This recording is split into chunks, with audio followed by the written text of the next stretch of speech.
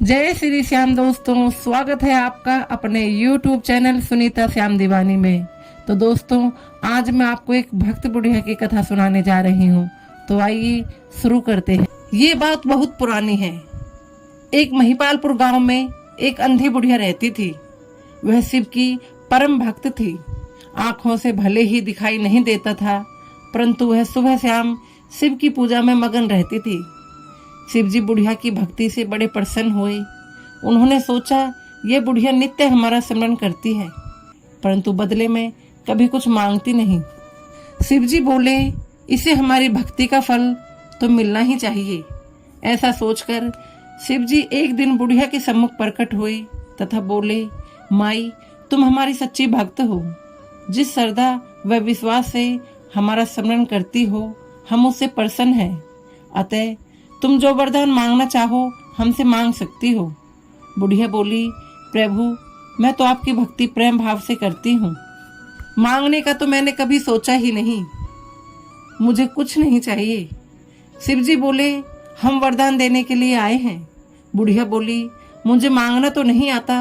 अगर आप कहें तो मैं कल मांग लूंगी। तब तक मैं अपने बेटे व बहू से भी सलाह कर लूंगी।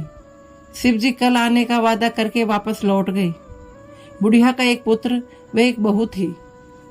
बुढ़िया ने सारी बात उन्हें बताकर सलाह मांगी। बेटा बोला, माँ, तुम शिवजी से ढेर सारा पैसा मांग लो, हमारी गरीबी दूर हो जाएगी, सब सुख चैन से रहने लगेंगे। बुढ़िया की बहू बोली, नहीं, आप एक सुंदर पोते का वरदान मांगे। वंश को आगे बढ़ाने वाला भी तो कोई चाहिए। बुढ़िया बेटे और बहू की बातें सुनकर असमंजस में पड़ गई। उसने सोचा, यह दोनों तो अपने अपने मतलब की बातें कर रहे हैं। बुढ़िया ने पड़ोसियों से सलाह लेने का मन बनाया। पड़ोसन भी नेक दिल थी। उसने बुढ़िया को समझाया कि तुम्हारी सारी जिंदगी दुखों में कटी है। अब जो थोड़ा जीवन बचा है वह तो सुख से व्यतीत हो जाए। धन अथवा पोते का तुम क्या करोगी? अगर तुम्हारी आंखें ही नहीं हैं तो ये सांसारिक वस्तुएं तुम्हारे लिए व्यर्थ हैं। तुम अपने लिए दोनों आंखें मांग लो। पड़ोसन की बात सुनकर बुढ़िया घर लौट आई। बुढ़िया सोच में पड़ गई। उसने सोचा, मुझे कुछ ऐसा मांगना चाहिए जिससे मेरी बहू व बेटे सबका भला हो। लेकिन ऐसा क्या हो सकता है? बुढ़िया कभी कुछ मांगने का मन बनाती तो कभी कुछ मांगने का, परंतु कुछ भी निर्धारित न कर सकी। दूसरे दिन शिवजी फिर प्रकट हुए तथा बोले, आप जो भी मांगे वह हमारी कृपा से हो जाएगा। यह हमारा वचन है। शिवजी के वचन सुनकर बुढ़िया बोली, यदि आप मेरी भक्ति से प्रसन्न हैं तो मुझे मनवांछित वरदान दीजिए। मैं अपने पोते को सोने के गिलास में दूध पीते देखना चाहती हूँ। बुढ़िया की बातें सुनकर शिवजी उसकी सादगी व सरलता पर मुस्कुरा दिए। बोले, तुमने मुझे ठग ही लिया।